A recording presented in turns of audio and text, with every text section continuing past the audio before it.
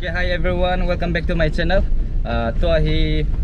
short film cartoon nil ha aki release sin hi chu hi la thawin boy akiti in. Actor chu la Tony SANGBOI to MOITE Haokip hi. Ajuta le to hi la on the way ki hi lai tau hin kong lun ting le asunga kong tau ting le video na veket tau tele.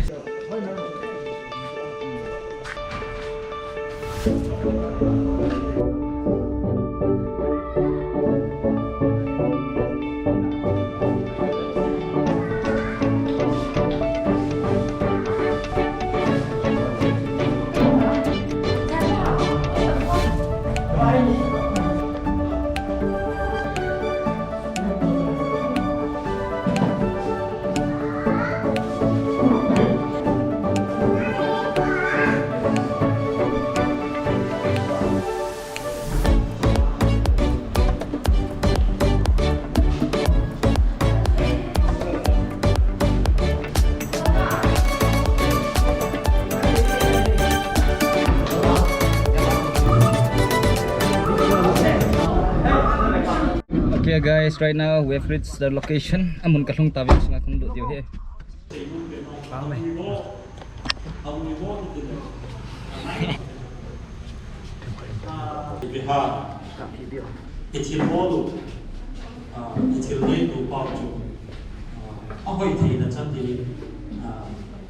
SEIBOI cho lần này thì ta kiểu khai áp lại cái đó là gì kiểu gốm để kiểu gốm văn cuốn cái sắc áo mông cân số và cái phi thì phát triển hơn thì cái như vậy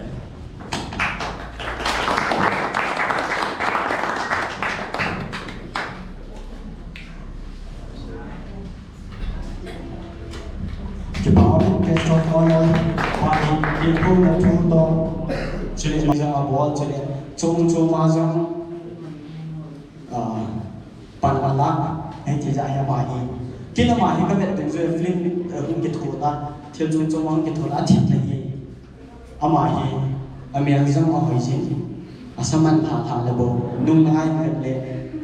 miss đi đây miss đó thì đang được confusing thôi mà hiện thui boy film cái cả là adong manu thì là akal sinabot man live performance and computing chief guest ban hỏi tên về là được thay đổi được do là bị chúng nó lao động thì bị thể hiện cho nên bộ phổ biến thui boy anh đi biết là dialogue to akal là sẽ thành hình bộ bị giúp phát actress phải thành bộ đi bộ sang tui là làm thành trong cái biểu diễn Boy, cái lồng đó, boy, thôi, boy,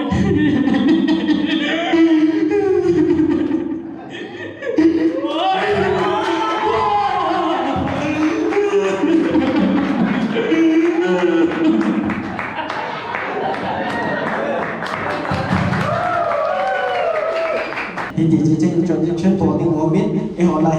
program đó chạy ra chúng ta cũng sang camera bên tôi sẽ study chân về chỉ cho nó mọi khi bạn nào muốn có enjoy email hết là điều introduction của cái tên mà sẽ về Pu Magun in the document about it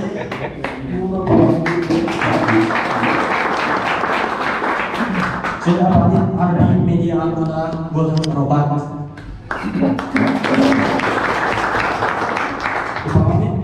Chile, VIP ani kiko introduction boarding katong kinin bothang James in the department. Kamahi biar naman tong hinu lepat dia non nanon ban major. Department Chile, bothang Magun macam in the department. Kamahi ini dah sebab tadi mini ATM tu apa mana mini ATM tu, nanti mesti tema proses tu. Jadi, Golden Ismail, hai guna hai tu lah ya. Anu dia guna palo, apa lo tu dah pagi dia guna anu dia guna apa ni pagi ni dia guna ni dia Johnson, mana ini tu boleh kita pamiti. lúc đó actress rồi nó kịp thấy bộ làm gì nào lại đấy full of talent như vậy chỉ cho nên đến pin special number còn là ngày đến bộ làm senior mà là còn special number còn là ngày đến thì chỉ có cái chạy này lung lít kịp học này như như thế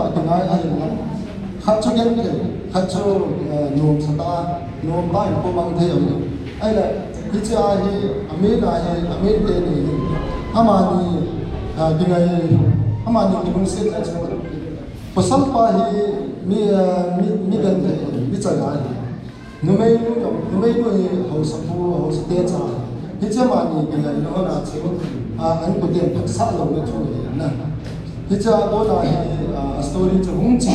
a chai na he ve lu hin thi ding ve lu hin chi na chan ding an tu he chu he chan chen sei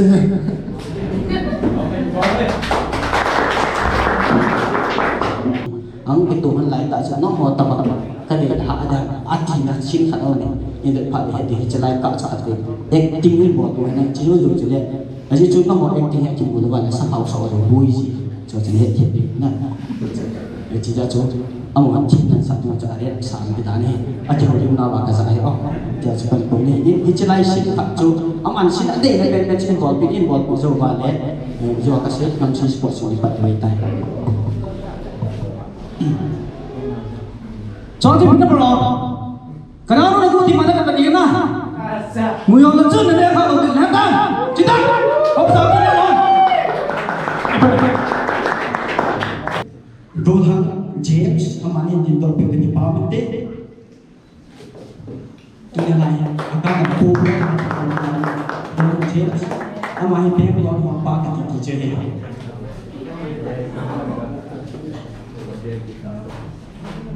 no hi hung yo ben kit ako lo kit ni bo ni ti chole apa na de ni goham mango hila engine do pe le ke pa bite smell manjo engine do pe le ke pa bite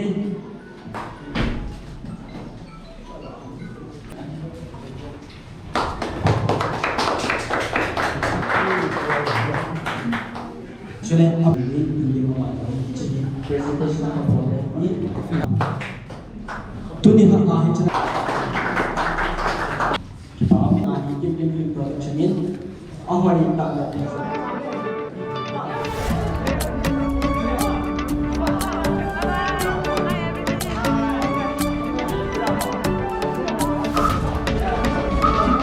Hello everyone, tuni tha hi tun tha Kuki short film ki release hi le Thawin boy ki ti in ji le Kuki feature short film hi in story and directed by SEIBOI KHONGSAI hi in hi chi hi le a cover vet heading in hong in tu le tua ka to home pi hi le Tony SANGBOI ma hi le main actor hi in abana hi le SEIBOI KHONGSAI ama hi story and director hi in abana ko le arranger Moses hi e tuni tha hi ai pi le ama sa pen director ko hi tudo na niyo katsa niyo kat hizong an ni mitin ang sa pena ito audio so ama hin a film hi iti hin bola iti process hin bola asuta ale a story hi ibiti si ama to ipiham a team ipiham ti ba sa aman tampan in say ma min te cái bao mình tôi nói là cái này mình làm cái một thế mới kiểu cái bản thì chỉ phim cái hình ball chỉ short phim cái ball này anh đi cho nó sẽ đến chỉ anh biết cái mình cái lồng là cái focus bên dưới này hết chuyện là bên dưới bên dưới tu là cái họ in của mình đã nói vậy mình cái lồng xếp hình của cái mình hết cái lồng xếp hình của cái mình là mình này dâu lâu cái lồng xếp tiếng là EPT nó là ba tiền của mình và EPT lồng ghé là này vâng chỉ ba chỗ chỉ focus đã nó cho cái bộ là gì cái bao min tu chun a team le ai bi lang le in za su ke ta min tu hin arranger pa bu Moses KHONGSAI ama hin hi film a hin tho sungu ba hi EPT arrangement langa hi EPT hin bolam EPT ki kot na ne mam ti ba ye to na ne ki no hi tele cái bao mi aku ma ko ni film kiti hichi thoin boy produce ko na ting arrangement setup ke bo na thi tho nen do na cha pa to kai tho nin hichi hi film bo de on kiti hin KIMKIM film production na no ya hin film chom chai bang chin budget hi 50,000 plus arrangement hum ki bo nin hichi dung je chun lockdown hi ta chen na transportation lang hin commodities chit so si chu double the price hung hi ta ji chu gen the na chu tam pi ta ani ke to hin la gen the thu ding chu ji che le na i doi bian chu mo so ding le na a chu chiu zo si thao man hi hana i pi ma di jong le double the price ho chu gen the hung ki tho a chu over tom ki bo la pu do thein jong a na thein jong a ko la thein jong ji le in ngai lu mi ta ho za la sponsor hung kim bi a ji ma ko chu arrangement chu hu lo thei ya arranger ki a kha chu hi film produce hung ki bo do the ti chu ka sei no ki pa me le ko Moses KHONGSAI ko ni film EPT arrangement mo hin bo e changia gen thei la ha sana to hum ti chune za taw bin tun main actor a kunin pro Tony SANGBOI a kunin a film hi ama hin acting hin bo sunga hi changia ha sat na le e story mode hi ama hi ga he thei dinga chu Eimi te la adinga tu de tua Kuki unlock film adinga ama hi actor khat hi ji chun ama hi training na sata azong ane nei hi ta ji chun a film hi a hin tho hi aha sat na le again theina le aman athanup na lampang a hi to ki thona EPT mod aniam ti ba chana dong kin hi te leที่สอนฟิล์มทวินบ่อยที่บอลเป็นเหรสกินจัดสร้างเป็นซาโลดันที่มันจะดันลมมาอย่างนั้นจะจู่ทำปีอาจจะเกี่ยวกับบ่อยแล้วก็เหรที่สอนฟิล์มทอดิ้งเอางี้เสียปัญหาเหรที่บอลนั้นสัตว์อะไรกินเหรได้ตัวหอที่สันนิษฐานละจะเช่นนักยุ่งลงเหรที่สอนฟิล์มอะไรตาโน้มเดี๋ยวก็บอลเลย location ma cha oi lo hela oi dewa ka vet to chan wa oi lo hela tia chu ka ho to chan wa ka bol chu ta khat gal alu ne acting lang ni ma wang chu mi bang le ke thiam zo koi hi dong le director pa sai direction pa bol kan na chu ma zo si ki bol le ngai ni pion dong ni na vet pe nom lo mai thai hi dong le ngai du na za la ni na vet pe dio kin ya bo Asta le bro Tony SANGBOI hi khat ka Hindu abenum khat chu acting na tho na la ala hi nang film hi han lang short story han lang album hyon na hin ha tho tai na ni hin ha tho dung zu ya adang ka te ding ha tu chung pa hi ipiti na sa am na lung dei na damang ta chu na ki tho do thom a hi lo le wa na sa am ai lo le nang in kia pu na best of best performance ka pi ai tai ti am khat hin in sei be tai de ha ati ta sei de ga chu tu chung ka bol lo he a story ka het ji lo he na ke ni ta she ka he ji na script dei ki pi yong na ka sim ji ya he pet a hi ka ki la iti ki bol le min na vet nom dam i performance iti ki bol la hoi dam ti pa chu a pet pe na ki po do tho ji he tu chung wang de dei ba nga tu chung wang ka lo thing dai poi tu chung en dong chen che okay ki pa min bro Tony in zong dong sit nan le ngai lu nan lai ta in aman along yellow sin sei bit ta ben amazon mo bana tu chung chu along dei bang ta in tho do zo lo zong le KIMKIM film production next volume or next adinga project hong kha zong aman zong best of best in pu do video kin ta in tu ni khuwa KIMKIM film production in releasing program ke man na hichlai Gigi cafe muna ulun le aloi nu chunga ki pa na sang ta ka hin pe in amani zala hi program de se ka lo hin ji in amani jang ama kho a pathin in phathei bo hanin tin pathin bol han ma ama hon wangjing ta han ti chu kan se nu hi ating le amani the crew member ho hi in ating le actor actress ho hi in tu ni releasing program chief guest functional president guest of honor alo le VIP so jiteng le ule now dang on is a program apart man ta ho a hin la da ba hin chlai mu na program ho lo hin ta hung chai thei pin sin vin amo chunga bon sa ki ma thu ken sei ne ki pa mi avelen KIMKIM film production no ya arranger hidinga desa na ka chan dung zuin viewers ho ko ka hin tip na nung chu hi le iki thu naw khat la khat iki thu naw dim bin hi chi KIMKIM film production hi channel tha hi in film tha hi in crew member atha ngan chang hung ki hi ji chun director ba akipat crew member family so iki thu bi na ding bin so le thum sa na langa kun bi le punu le pa ati akha ki bon sa bi hi chi KIMKIM film production YouTube channel hi subscribe ni bo bi ding bin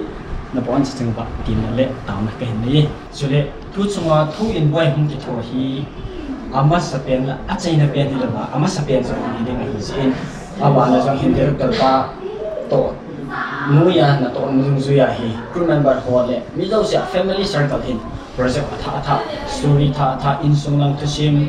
near lai to sim thing khang khwai ni chen la how to sim hi tam pita hi ma khwai hi tho do ding vet do ding chule hi cho aku na hi kil do na thi education lam pang hita ta scientific lam pang hita ta custom and culture lam pang hita ta han to na ong the de nga chum ba ma ba na hi to ding tam pita ke ni hi cho jo xiong hi lo then the ding wa nang le ke le nang iki thu kho ma ba I bon sa pa ni la bi ki ding jong arranger hin na in mi bi nu la pa chule nu nga lo thi bon sa changa tin na ka hin ni ki ne hi ki pa pa me jadi tempat patron Gigi TV